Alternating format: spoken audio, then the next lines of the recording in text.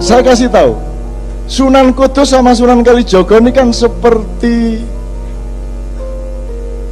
saudara dan senior dan junior. Mereka satu perjuangan, satu misi segala macam.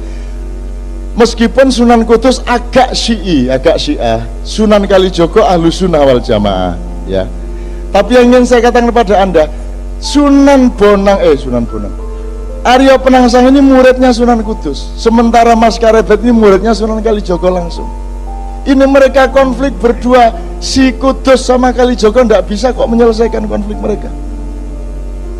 Akhirnya terjadilah peperangan toh, duel antara Arya Jipang melawan siapa? Sutawijaya. Dan itu pun menangnya Sutawijaya karena strategi politik.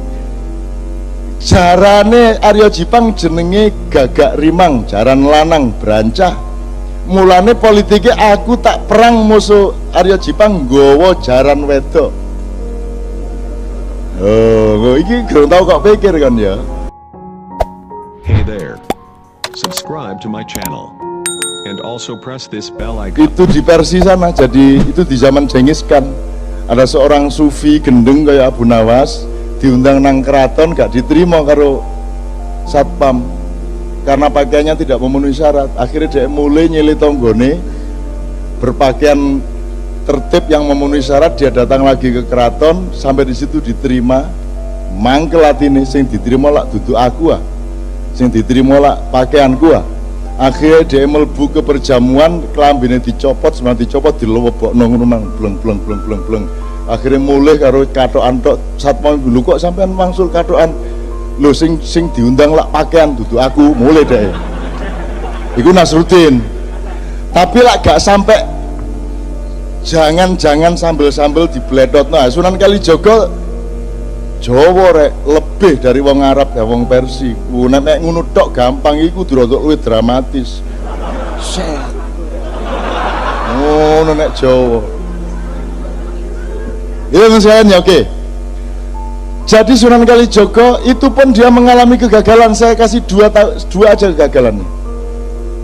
Kegagalan dalam arti dia nggak gagal, cuman sejarah punya sifat sendiri dan Allah memiliki rencana sendiri. Kamu tahu, Mas Karebet ketika dia menjadi Raja Demak, tapi dia memilih beristana di Pajang, itu ada yang tidak terima, yang merasa dia lebih berhak untuk menjadi raja, yaitu Haryo Jipang atau Haryo Raden Penangsang. Ya, Karebet ini sakti luar biasa. Karebet ini yang memegang Kiai Sangkelat. Kiai Sangkelat ini yang membikin adalah Empu Supo Anom. Itu empu nomor 1 kerajaan Mojopahit yang pernah dicuri keris ini dari kerajaan Demak oleh oleh Ki Maling Celoring. Jadi tahu Grung Maling Celoring? Celoring itu asal usule iku ana wong jenenge Ki Celoring ndek Blambangan kono. Carane mlebu omahe wong iku gak perlu lawang, gak perlu bolongan, pokoknya ana lampu titik set mlebu deh. Maka dia berhasil mencuri Kiai Sangkelat ini di kerajaan Demak. Wes digonang Blambangan, Sunan Kalijaga roh, oh gampang pos supaya konang Blambangan pura-pura oh dadi pandai besi. Wes pokoknya diatur ke Sunan Kalijaga iso balik meneh lah. Akhirnya dicekel Karebet. Nah Karebet ini mau ngelawan arek cilik jenenge Arya Penangsang gak enak sih. Arek cilik pendidik kok tak sikat temenan kon. Akhirnya yang dikongkon ngeladeni anak angkatnya, yaitu Jebeng Sutawijaya atau yang kelak menjadi Panembahan Senopati. Gitu ya. Saya kasih tahu, Sunan Kudus sama Sunan Kalijaga ini kan seperti saudara dan senior dan junior. Mereka satu perjuangan, satu misi segala macam. Meskipun Sunan Kudus agak Syiah, Sunan Kalijaga Ahlus Sunnah wal Jamaah, ya. Tapi yang ingin saya katakan kepada Anda, Sunan Bonang, Arya Penangsang ini muridnya Sunan Kudus, sementara Mas Karebet ini muridnya Sunan Kalijaga langsung. Ini mereka konflik berdua, si Kudus sama Kalijogo tidak bisa kok menyelesaikan konflik mereka. Akhirnya terjadilah peperangan toh. Duel antara Arya Jipang melawan siapa? Sutawijaya. Dan itu pun menangnya Sutawijaya karena strategi politik. Jarane Arya Jipang jenenge Gagak Rimang, jaran lanang brancah. Mulane politiknya aku tak perang musuh Arya Jipang nggawa jaran wedok. Oh, iki gak tau kok pikir kan ya. Nggawa jaran wedok sing seksi. Jadi akhirnya ditambahi susu loro di sore kan gitu. Anggur ngomong seksi ngono gemeriyuk. Oke? Kan ngerti ceritanya nyenengke kok. Nek ceritanya itu memang dramatis. Akhirnya tidak terkendali Gagak Rimang ini. Jadi Arya Jipang di seberang sungai, Panembahan Senopati di sini, Jepeng di sini. Begitu si Gagak Rimang melihat kuda ini, dia langsung meloncat menyeberangi sungai di luar kendali Arya Jipang. Nah, ketika kudanya larat seperti itu, dia tidak mampu menguasai dirinya, sehingga tombak Kiai Banca si Jepeng Sutawijaya ini masuk ke perutnya Arya Penangsang. Nah, ketika ditarik, ternyata ususnya membaur keluar sampai akhirnya ngguleti sak wetenge sak nggon sabuke, sehingga ketika Arya Penangsang menarik kerisnya, ususnya brodol, kena kerisnya dhewe mati. Lho nyenengno iku. Artinya adegane iso-iso ae lho. Ana wong mati ususnya, saya terus jadi eling Cak Nur. Cak Nur Khalil Majid itu meninggalnya dalam keadaan ususnya masih di luar perut, dan aku takon nang Bu Umi ki kapan jari dokter iki ususnya dilebokno, jari dokter anu ngenteni Cak Nur sehat. Mboten kualik ta. Nek prasa kula Cak Nur sehat ususnya dilebokno lha ngoten sih. Nek jari dokter gak Cak Nur dinteni sehat sik kaya ususnya dilebokno. Iki sing bener sing diki filsafate iki. Itu juga yang terjadi pada Arya. Jadi Sunan Kalijogo sampai akhir hayatnya tidak mampu mendamaikan dua orang ini, bahkan dengan Sunan Kudus. Satu, jadi gak iso masih aku kate lapo-lapo ndek dunia iki, nek aku gak iso Gusti Allah mentakdirkan aku gak iso mengatasi masalah, ya gak masalah, yang penting aku berjuang terus. Dan Sunan Kalijogo meneruskan perjuangan sampai awal Mataram. Karena masuknya tak kandani, kenapa saya Mojopahit kok dibawa ke Demak? Karena ada semburan lumpur di Canggu, ada lempengan bumi yang bergeser, yang membuat struktur pertanian menjadi kacau di ujung Mojopahit itu, sehingga infrastruktur pertaniannya menjadi tidak mampu lagi menyangga perekonomian Mojopahit. Maka Sunan Kalijogo berpikir harus menoleh kepada perdagangan global, harus menoleh kepada ekonomi pesisir. Maka ditransformasikanlah dari kerajaan yang agak di pedalaman, yaitu di Mojoagung, Canggu, Mojokerto, itu diseret ke pinggir pantai, yaitu ke Demak di desa Gelagahwangi, dalam rangka supaya ada transformasi menuju pertahanan pangan dan lain sebagainya. Dan itu Sunan Kalijogo luar biasa. Nek wong gak ngerti perekonomian gak iso duwe ide kaya ngono iku. Jadi Sunan Kalijogo iku duduk seniman yang berdakwah dengan seni.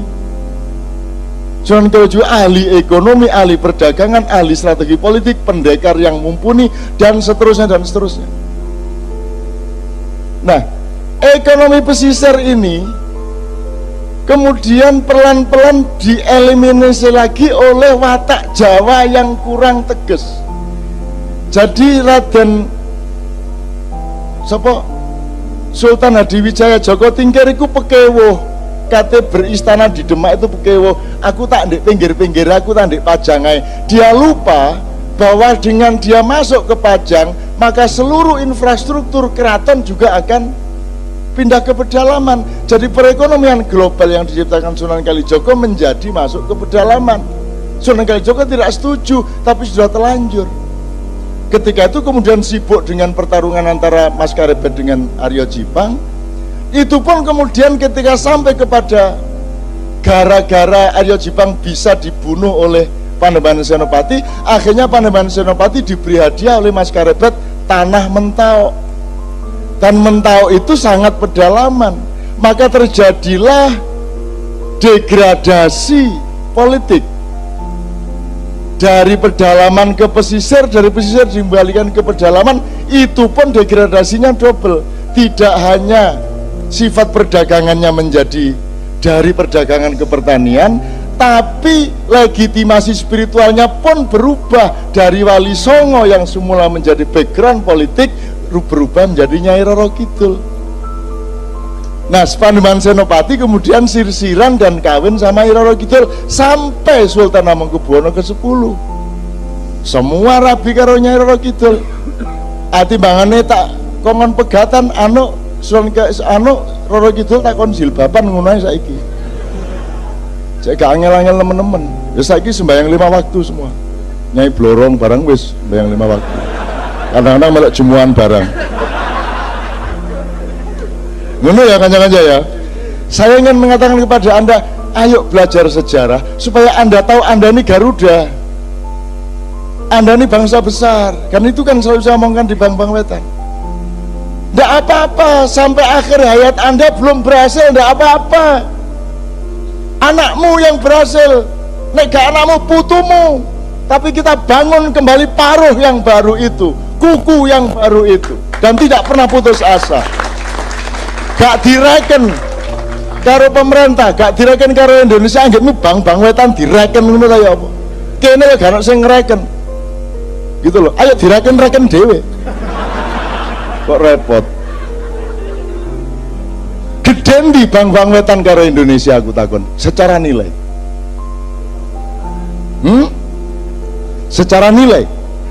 Komprehensinya, kedalamannya, ketinggiannya, ketajamannya, gede mana Indonesia sama Bang Wetan? Pernahkah Indonesia mencapai ilmu-ilmu seperti ini? Tidak kan? Lagi lebih besar Bang Wetan. Lah iya, wong jelas Bang Wetan luwih gede timbang Indonesia, kok kon njaluk digendong Indonesia? Lah dengkek Indonesia gendong Bang Wetan. Kon sing kudu gendong Indonesia, betul enggak? Kamu jangan minta diakui oleh yang lebih kecil dari kamu. Tidak kuat hatinya, tidak kuat pikirannya. Kamu yang lebih besar dari mereka, kamu yang menampung mereka, kamu yang punya kebesaran jiwa kepada Indonesia. Bung Karno iso pidato ngene iki. Manggel aku suwe-suwe. Lho nek Sunan Kalijaga ngene iki, seluruh ilmu dia kuasai sebagaimana Rasulullah Muhammad sallallahu alaihi